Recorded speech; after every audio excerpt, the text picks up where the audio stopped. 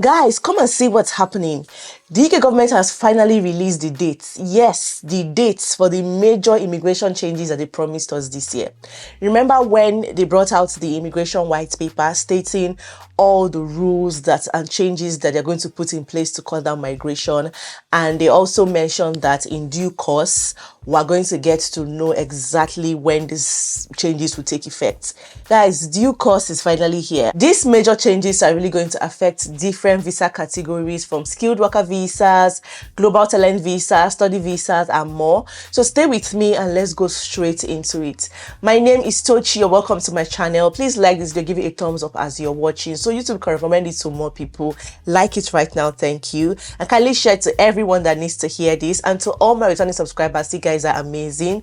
You're welcome back to today's video. If you're yet to subscribe, please click on the subscribe button right now. Thank you. You know, when the government released the white paper stating the drastic measures they're going to put in place to cut down migration, they stated a lot of things that will be changing. You know, one of them is that they're going to raise the bar and increase the standard for English language requirements for skilled worker visa applications, and even the post-study work visa, that they're going to also reduce the time for post-study work visa, even extending the time for ILR from 5 years to 10 years, and every other thing that they said that we're going to do that would affect dependents, you know, skilled workers, different visa categories. Now they are beginning to give us dates for some of these changes that they talked about. It's not even like, oh, we're going to think about it, maybe we'll change our minds. Obviously, they're not changing their minds. Instead, they are keeping to their words, and now they're giving us dates. So let's quickly just see it together. Before I continue, guys, I would love to bring you all this good news from LemFi. LemFi is giving 50 new Nigerian students in the UK a student kit with merch, stationery, food boxes, and basically everything you need to help you settle in as a student in the UK, right? Just what you have to do is very simple. Just download the LemFi app, make a transfer of just £10 or more to Nigeria, and all the other requirements, everything will be on the screen for you to see. Okay, I wish you guys all the best as you participate. It is open from now till the 31st of October for anyone that wants to participate. Trust me, you want to be among the lucky winners because there are lots of goodies to be won, and it also goes a long way to show you that LemFi really cares about your well-being as a student in the UK. Okay, guys, I wish you all the best. For those who don't know what LemFi is a reliable app that you can use to send money back home to your loved ones at zero fees. Okay, there are no transfer charges at all, and they have one of the best rates that you can find in the market. First is, migrants will be required to pass tough new English language requirements under a law introduced in Parliament today, the 14th of October, as the government continues to replace Britain's failed immigration system with one that is controlled, selective, and fair. So immigrants applying through certain legal routes must meet an A-level equivalent standard in speaking, listening, reading, and writing. Currently, it's B1 standard that you have to meet when applying for a skilled worker visa. You know, it's like intermediate level where you have to just prove that you can have proper conversation in English, you can understand English, and all of that, okay? But they're saying it's not enough. You need to show that you deserve to be in the UK. You need to show that you can understand English. That is just more than having a proper conversation in English. So they are increasing the standard to A levels, you know, so that is B2 equivalent. So it has been on this B1 standard for a very long time, but things are about to change now, and it's like band 4, but now it's going to be around band 5.5 to 6.5 or something like that. So they're obviously going to make the test tougher, you know, by raising the standard, and you have to meet that in all the levels: speaking, reading, listening, writing, and everything. And if we even continue reading, it says that the secure English language test must be conducted with a Home Office approved provider, and the results would then be verified as part of the visa application process. Yes, this is actually what it has always been, you know. She said that this country has always welcomed those who come to this country and contribute, but it is unacceptable for migrants to come here without learning our language unable to contribute to our national life. If you come to this country, you must learn our language and play our part. That was exactly what she said.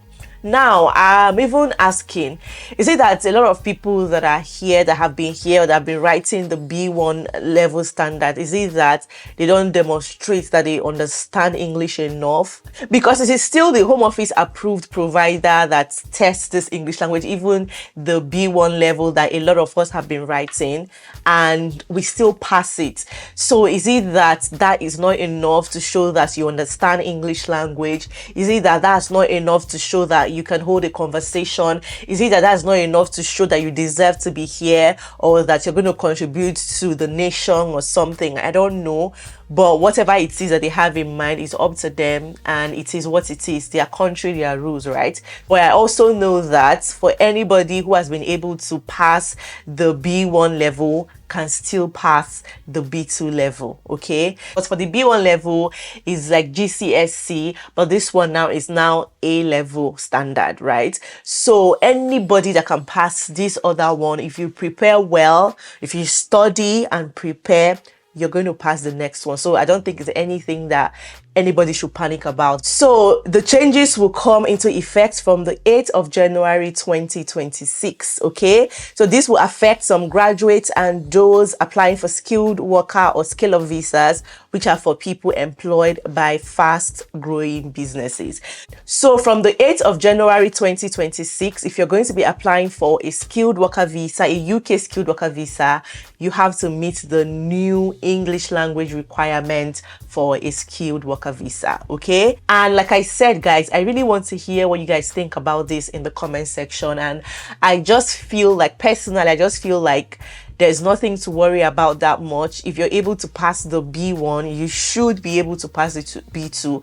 And not only that, they've also made changes to the post-study work visa. You know that in the white paper, they also mentioned that they plan to reduce the time for a post-study work visa from 2 years to 18 months. Because currently, after your study visa, you can go on a post-study work visa that allows you just settling or gives you time to eventually find a skilled worker visa and then move to a visa that allows you to stay in the UK permanently and everything. And a lot of people have been saying that that 2 years just feels like it's not enough. It feels like 6 months, because before you know it, it's all gone. The 2 years you have on that visa is gone.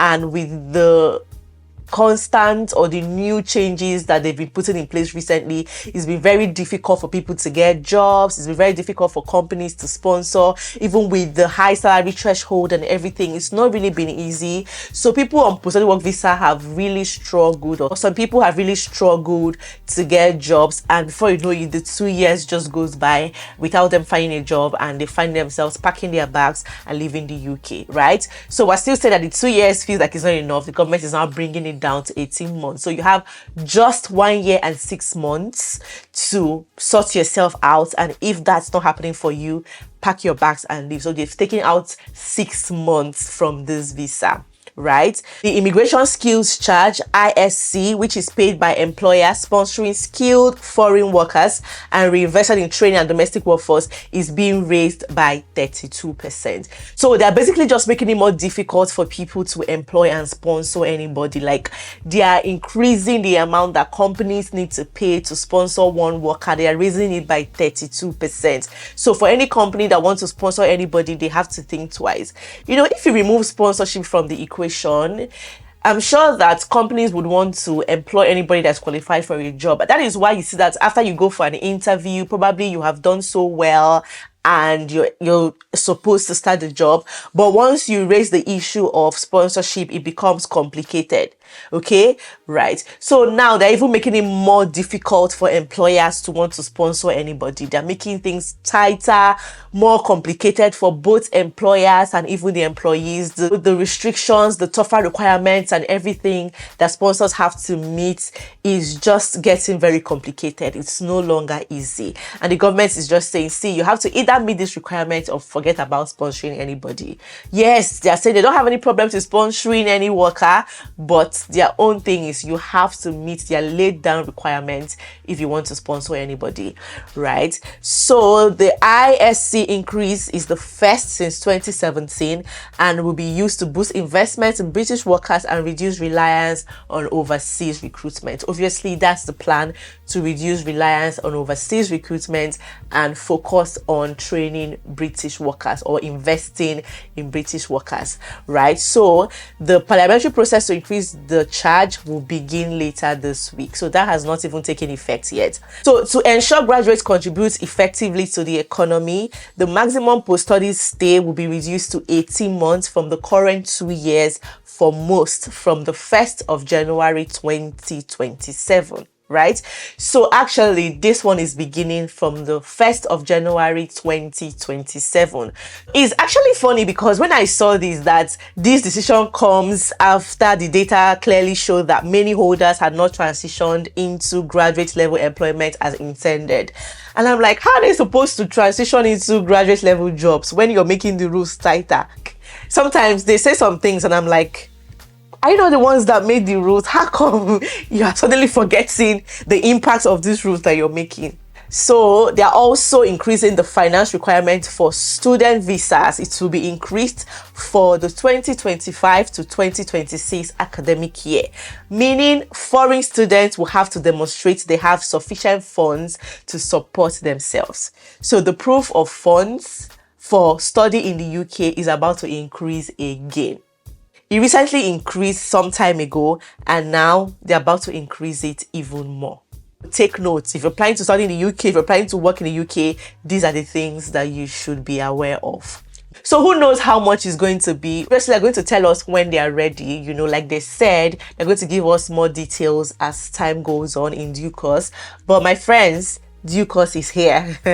It is here and it's not funny. Well, this is expected because they already told us in the white paper that we should expect this, just that they did not give us the date to take effect, but they're finally fulfilling their promise by rolling out the dates that all these new measures will take effect. So they're giving it to us one after the other. I'm sure if you go through the white paper, that official document, you will notice that they're beginning to tick so many of those measures that they listed there, right? There are just few left. So other changes that are also being made is that there is expansion of the high potential individual routes to graduate from the top 100 international universities with a cap of 8,000 applications per year. So the number of people coming to the UK through the HPI route is expected to double from 2,000 to 4,000, giving graduates from the world's best universities the chance to base their careers in the UK. And also the world's most talented entrepreneurs studying in the UK